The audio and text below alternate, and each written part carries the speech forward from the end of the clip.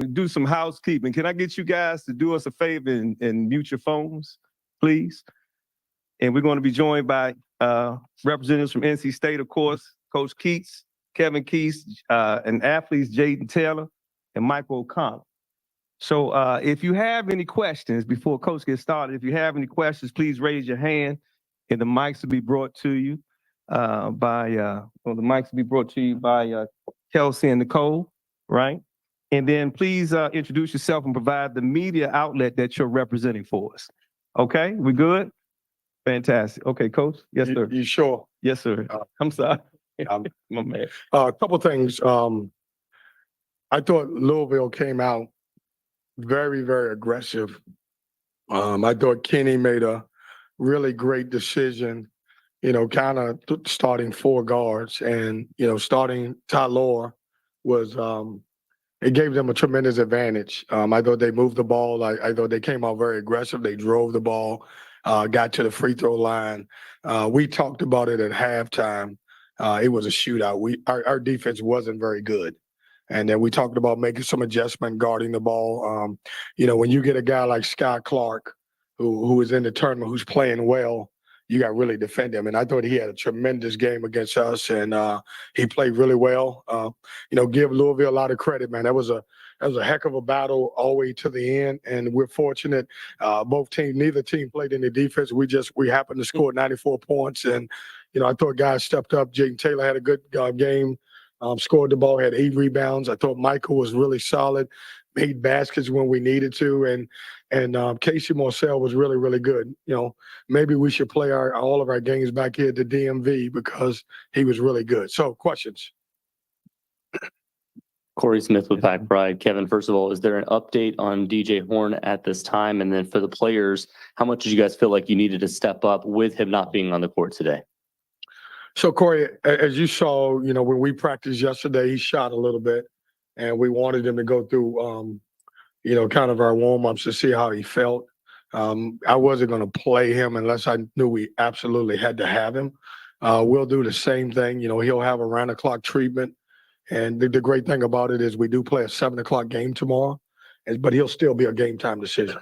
He's starting to feel better, but, he's not moving well. Probably should have played him, because of our defense wasn't very good. He couldn't guard anybody, but certainly nobody else did. So he can play offensively, which is, who he is, but defensively he's not sliding well. So we'll know a little bit more towards game time tomorrow.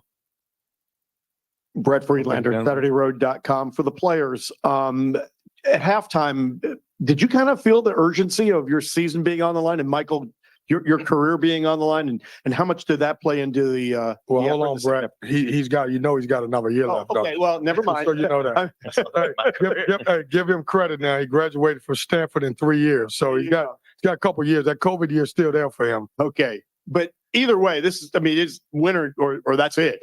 What kind of urgency did you kind of feel in the second half, both of you guys?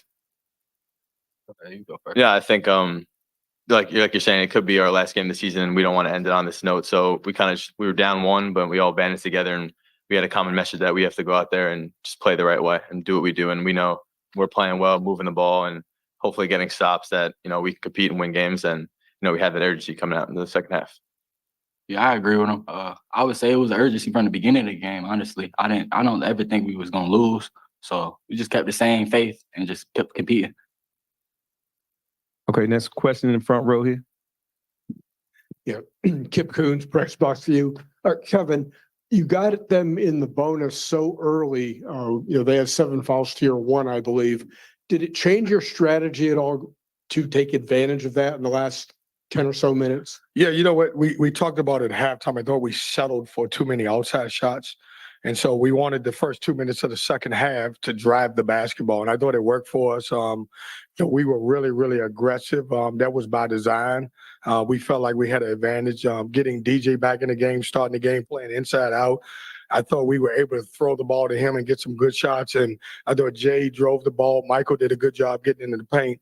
And so it really helped us down the stretch because obviously we got to the free throw line. Next question. Here we go in the front row. Yeah, Corey Smith again. What did the performance of Casey Marcel mean for this team today? You asking me or you want Michael to answer that? I mean, either one. Michael's his roommate. He can answer that. All right. Well, I think it's huge. You know, he's obviously one of the leaders on the teams and one of the captains on the team. And when you see a guy playing out there with such passion and playing hard, you just want to follow suit. So I think it was huge that like from the beginning he had the energy and he was pushing everyone to be the best they could out there. And when you have a guy leading like that, you just want to follow. So I think it's definitely propelled our team forward and helped us get the win. I couldn't have gave a better answer, Corey. All right, gentlemen. Yes, ma'am. Sir. Kevin, that's Mike Waters from the Syracuse Post-Standard. Without DJ, how does that affect what you try to do, especially on offense? And how did you compensate for his absence out there tonight? Well, I mean, he's a scorer. I mean, the guy can put the ball in the hole. One of the best in our league. And, you know, what we've asked is, you know, guys like Jaden Taylor to step up. I've asked Michael to be a little bit more offensive minded. I thought Breon Pass came in the first half and really gave us a big time lift. But everybody's got to step up. When you lose a guy who can score the basketball the way he does, I would have never guessed that we would score 94 points without DJ Horn, but we did. I thought everybody was aggressive. You know, Casey Morsell had a little bit to do with it. But, you know, without him, we have to have a little bit more player and ball movement. We're running more plays. He's really the guy that can kind of create for himself. But with everybody else, we're trying to get everybody involved. Henry O'Brien, the Daily Orange. Coach, you mentioned in your opening statement just about Louisville running the 4-guard lineup. Syracuse is a pretty guard-heavy lineup as well. Just what'd you learn from today just going against like a guard-heavy squad? No, I thought Kenny made I don't know if it was maybe, you know, they're starting 4-man. Glenn maybe he was late. I don't know what it was, but, you know, he hadn't started that lineup the entire year. And I thought he did a good job putting his 4 or 5 best players on the floor and just getting after it. You know, we're prepared to play both ways. You know, typically we switch 1 through 4 and then guard ball screens with our 5. But we started big today. And so obviously, you know, play a team like Syracuse and you guys seen it. I mean, those guys, they can score from different positions and, you know, we got to be prepared to guard them. They did a great job at our place and certainly at their place. Great game towards the end at our place, but we didn't finish the game. Okay, gentleman with Nicole. Marcus Washington from MTC Media. Coach, looking at the first 2 games against Syracuse, what would you like to see in this game that didn't happen in those first 2 games? And do you feel like one or both teams have changed a lot since the last meeting between you two? Yeah, I thought, you know, the Syracuse games are really funny. You know, at Syracuse, it's a good game. And then, you know, probably 6 minutes left in the half, we just stopped scoring. And then when you look at the game at our place, I mean, they came out as red hot as you could come out. I made shots and then we cut the lead and we did some good things. In both games, we trailed because we had 5 or 6 minute stretches where we just didn't play well. I don't think either team's playing different than they played before. I just think it's tournament time and everybody knows what's on the line. And so I think everybody's prepared to survive and advance. Okay. Here we go. Funny you mentioned that, Kevin. After the Duke game, you basically said that all your eggs are now in this tournament's basket here, and you won now. You got another one coming up tomorrow. What's your message to the team? How do you approach it now to keep them from looking big picture and just what's ahead? Yeah, you know, I said this, and this is a disappointment for our league. It's 11 teams, and now I think it's 9 maybe that has to win the tournament to go to the NCAA, and we're one of those teams.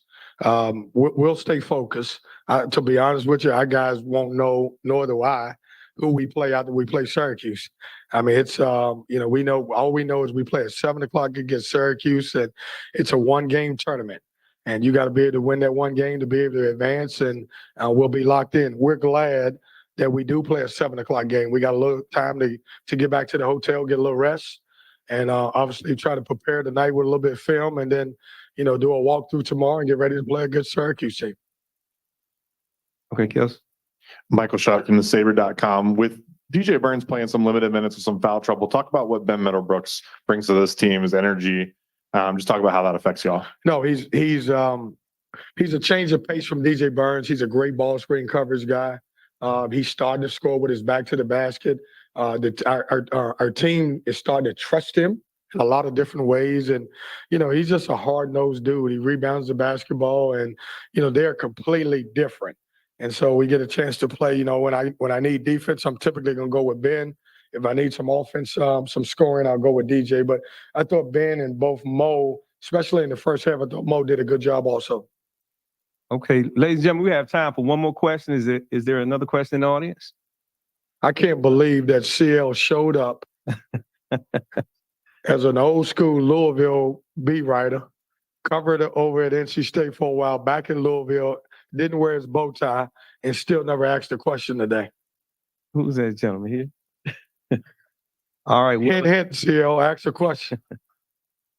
Thank you, brother. All right. Thank Well, you, guys. again, thank you guys so much. Congratulations on your victory. Thanks. Ladies and gentlemen, the locker room will be open also for interviews. Thank you so much.